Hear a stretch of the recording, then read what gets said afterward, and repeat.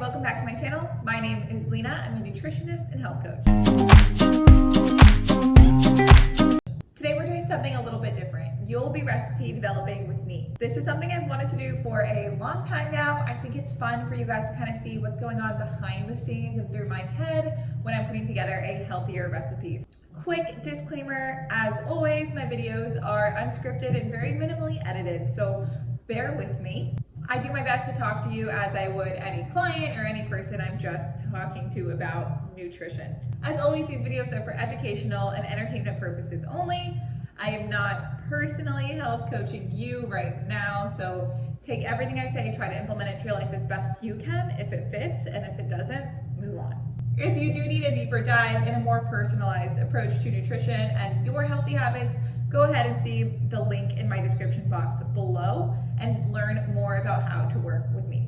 All that being said, let's go ahead and get started. So today I want to make Blondies, and I want to make a healthier, very easy version of Blondies. I'm really over the recipes that require way too much work. I think they're annoying and I don't want to do them, and neither should you. I have a recipe for brownies, one bowl, really fudgy, healthier, flourless brownies on my blog, and I'm using that recipe as the base here, okay? So I'm gonna go ahead and I've already measured out 1 full cup of almond butter. Now this is a really good way to make anything flourless but still taste really good. So remember, almond butter is still very high in calories, so it's not necessarily a lower calorie treat, but more so just a healthier treat with better ingredients. Things like the healthy fats that you find in almond butter will keep you fuller, they'll make you feel more satisfied. We're gonna work against any inflammatory kind of things that happen in the less healthy treats. So less inflammatory, more filling, more nutritious, all those things. So again, not necessarily low calorie, but definitely healthier. We're gonna go for a whole 15-ounce can of pureed pumpkin. It doesn't have a pumpkin flavor. The funny thing about pumpkin puree is it actually has relatively no flavor. What makes something taste pumpkin-y is not pumpkin puree, but it's pumpkin spice. So that's a mix of nutmeg, cloves, cinnamon, all that stuff.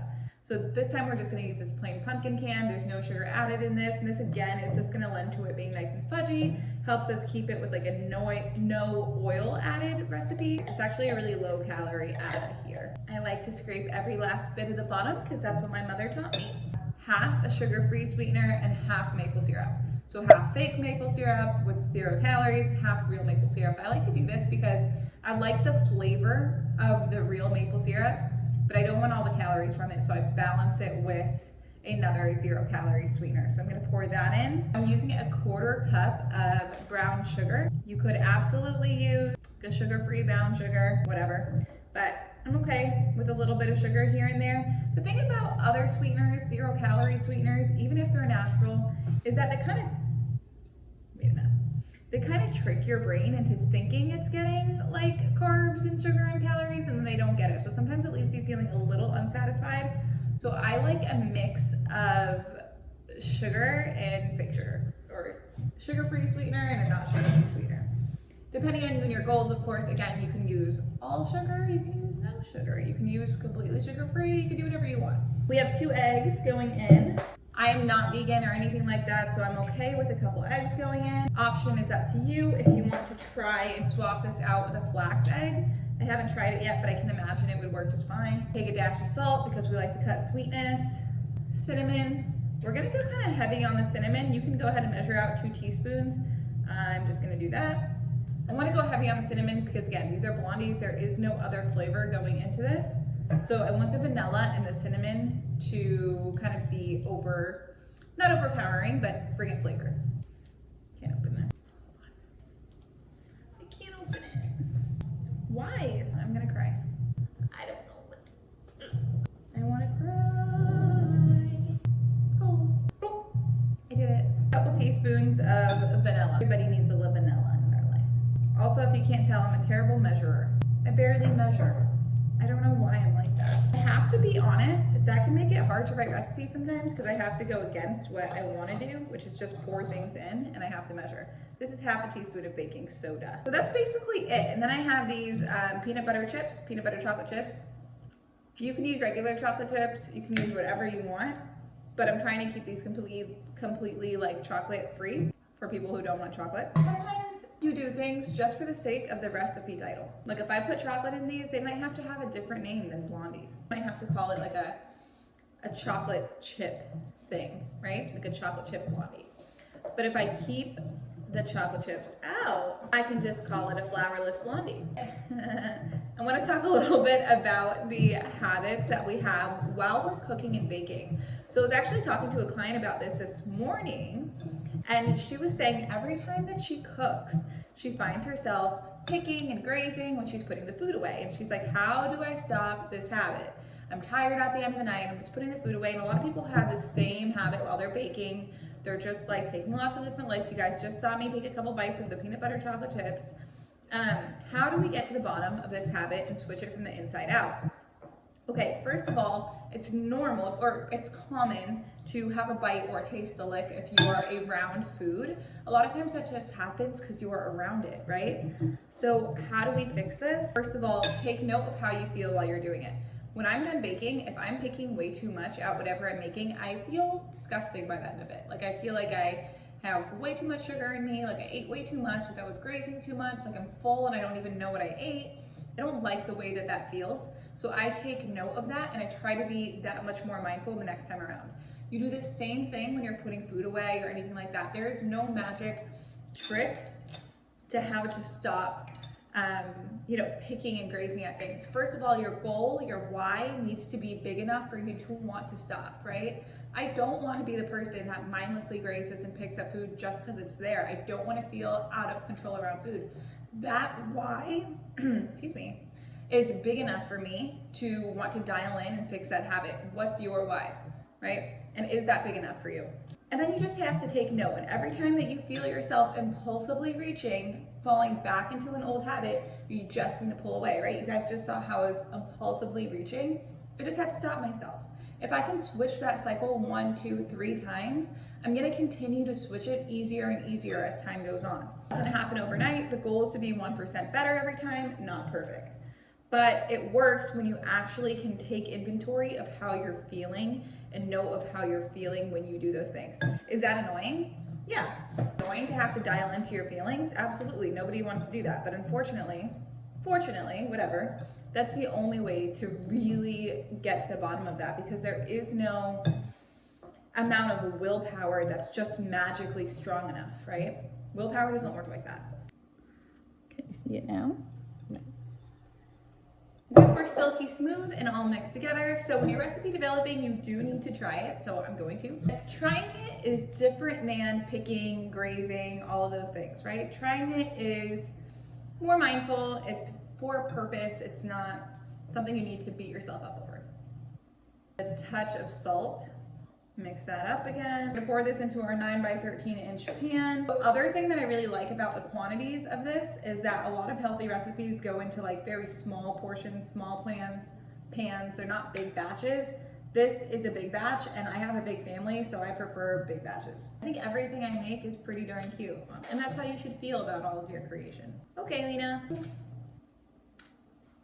All right, so we need a few more chips on top of this. I'm gonna crumble 1 graham cracker into it too, just for those extra bites that are nice and crunchy. I'd say that this part is more optional. You don't really need the graham cracker. Oven for 30 minutes. Okay, so while those Blondies are in the oven, I want to chat. So I mentioned that just because a treat is healthier and made with healthier ingredients doesn't necessarily mean it's low calorie, right? Even though we did use half of a 0 calorie sweetener and you could have used a full 0 calorie sweetener, we still used almond butter, right? Which is a very high calorie treat. We still used real chocolate chips, which is fine. But we still need to be mindful when we're going about how we choose to eat these treats and how much we choose to have.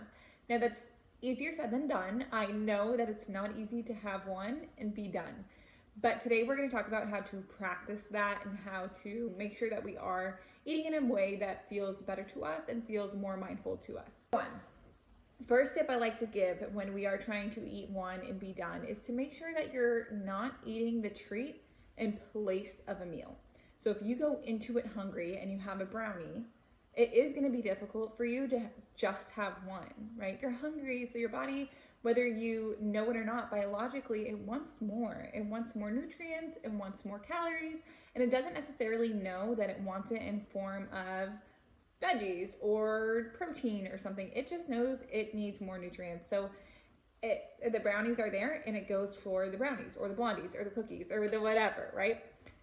If you are biologically hungry, malnourished, not necessarily underfed, you can find yourself mindlessly or habitually, instinctively reaching for more treats and not understanding why you can't have one and be done. First, my biggest tip is to make sure that you're not hungry physically or biologically, that you've had plenty of nutrients, food, balanced meals, which we've talked about in past videos. So I highly, highly recommend that you go back and you watch that How to Build Healthy Habits 101 series, because that'll dive into how to actually have you feel nourished, full, satiated, all those great things. Two, you want to make sure that you're not eating out of emotion, boredom, being tired, anything else, okay? All of those reasons. Sometimes we do eat emotionally, sometimes we do eat out of boredom.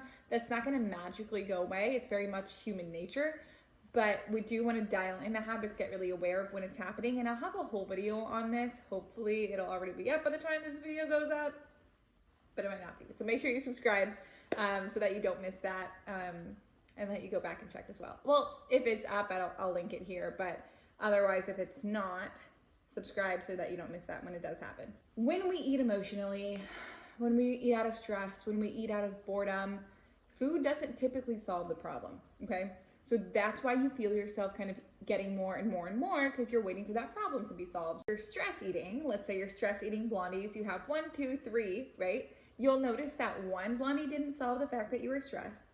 2 blondies didn't solve the fact that you were stressed, and now 3 blondies didn't solve the fact that you were stressed. So now you just feel like, what the heck about did I just do? I just ate 3 blondies. What's wrong with me? Blah, blah, blah, blah, blah. You were stressed. You leaned on something that wasn't going to solve the issue. Your issue wasn't solved. Now you just feel guilty for eating 3 blondies or brownies or cookies or whatever. You don't need to feel guilt. You need to take inventory, take note, and say, why did I do that? Did it make me feel good? Did it solve my problem? And if the answer is no to all of those questions, now you know next time that you need to put a different plan in place. Food can no longer be your answer. So what's plan B, right? Plan A was food, it didn't work. What's plan B? Plan B for me when I'm stressed is A, to remove myself from the kitchen, B, make sure that I've exercised that day, and if I haven't, I'm gonna get up and move.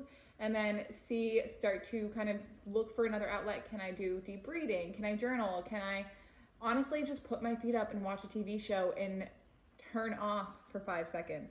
Like, is that what I need? For me, also what really works, the phone call with my cousin. She's my best friend. I call her on the phone, I go for a walk, and I just vent my heart out, and that helps. Find different forms of kind of stress relief for you that's not food. Because again, it's human nature to stress eat, but we just need to remind ourselves that it's not a solution, and it's honestly just causing more problems, more stress, more guilt, more anxiety. So, and it feels not great. By the end of it, you're like, you just don't feel good. So I've been there. I know what it feels like. We want to just take note, take inventory, and try to be 1% better next time versus trying to be perfect. Because again, human nature, it is going to happen. Set your expectations to a very normal level instead of like to be perfect for the rest of your life, because you're just not going to be. None of us are going to be. All right, so 3. To some extent, you have to use a little bit of willpower. Now, I don't like relying too heavily on willpower, especially if we go back to number 1 and you're just hungry. You got to eat something real, okay? Especially if we go back to number 2 and you're just stressed and emotional and tired and all of these different things, right? I would rather you check in with that. But 3, if it comes down to it's just a habit, it's just something you do. Every time there's a brownie around, you're so used to eating 3. Every time there's cookies around, you're so used to grabbing a few. You're so used to telling yourself that you are the person that eats 1, 2, 3, 4, not the person that eats 1 and is done, right? At that point, we just need to shift the cycle. We just need to change the cycle. So at that point, it does a little bit of willpower is involved. Okay, you have to tell yourself, if you've taken care of step 1 and step 2, now we're at step 3, willpower is involved. You have to say, I just need to change the cycle this one time. I just need to eat 1 this one time, and hopefully next time that cycle will be more easily changed every single time that I do it, okay? So to some extent, willpower plays a slight role. Now with willpower, comes mindset. Those two things go hand in hand, okay? So shifting that mindset, reminding yourself that you're not the person that needs to overeat. You're not the person that can't look at one cookie and be satisfied and be done. You are the person that has control. The food does not control you, you control it. But again, it's really important. It's really important to take care of step 1 and step 2 first so that we can implement willpower with a little bit more ease. A lot of the reasons that we overeat or have 1, 2, 3 can come down to like who we're around, our environment. So I call this social eating, right? Sometimes we just have more because it's something to do with our hands while we're having a conversation with someone. They got a second, we got a second, they made us feel okay, so we did it, whatever. This is your journey, okay? Just you. So if Ronald next to you decides to grab a second cookie, his decision has nothing to do with your decision. The same way, if you got a second cookie, you don't need Ronald to get a second cookie, right? That's his decision, your decision. They do not go hand in hand. Separate those two things. You have every right to make your own decisions. So with social eating comes a mindset shift as well, but also what makes this easy is sips, not chips, baby, okay? So it's really tempting to want to hold something in your hands when someone else is. When you are socially with people and they're all grazing and laughing and eating and whatever, and you're like, I want to do that too. But you've eaten plenty and you feel good and you don't feel like, you know, if you ate any more, you wouldn't feel comfortable and that wouldn't go against, so, you know, for your goals, that would go against your goals.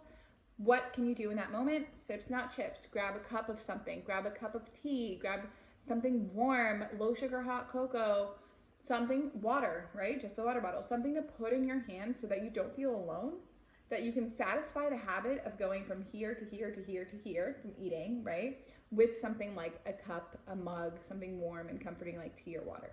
Still from here to here, just with a mug versus with snacks and things like that. You also don't feel empty. You don't feel like you're not participating. You don't feel like you're not doing anything because you are. You know, you can subtly influence the people around you to do the same, but you don't have to talk too much about it. Just keep it subtle and they'll see what you're doing and it'll make them feel more comfortable. Like if they need tea or want tea, they can grab some too. So those are my tips on how to eat one and be done. So we got to dial in. You got to make sure you're not hungry from something else. You got to make sure you're nourished with real nutrients, real protein, real vegetables, real whatever, all right? And then you got to dial in. You got to see why you're eating. Is it out of emotion, boredom, stress, all this stuff? And what else can you be doing that's not food to make you feel better, right? 10-second breather. In through your nose, out through your mouth. Did that help subside, you know, your stress and all that stuff? Do you still need to reach for another cookie? Can you eat that cookie stress-free instead of with like the stressful, heightened anxiety, anxious kind of feeling, right? Because that's not a fun way to enjoy a cookie either. And then you find yourself just eating more out of self-loathing or something. So relax first, have that one cookie, remind yourself that that's enough, move on and find another stress relief, okay?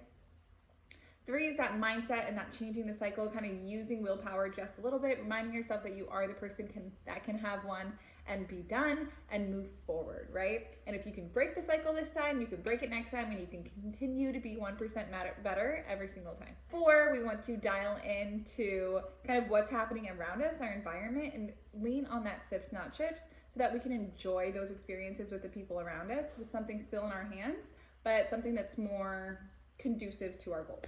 I'm gonna meet you back when those blondies are done. I'm gonna go check on them now. So these are out of the oven. Let's just take a second to admire their beauty. I haven't tried them yet, so you know, the garage is opening. Okay, so these are out of the oven, so let's just take a second to admire their beauty. Cheese. Ooh.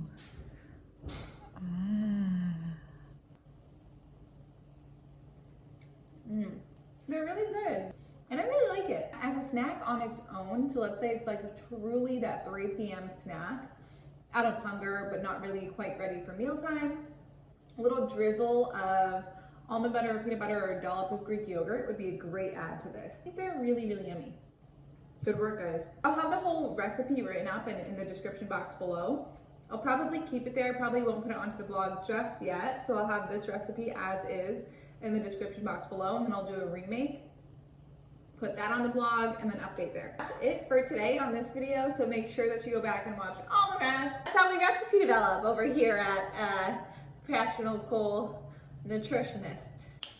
like, subscribe, share, comment below what you want to see next. If there's another recipe developing you want to do together, another recipe you want me to recreate in a healthier version, let me know in the comments below. Again, if you have not yet watched How to Build Healthy Habits 101 and started that series, please go back and do that too. And I feel like that's all I have for you today. And scene.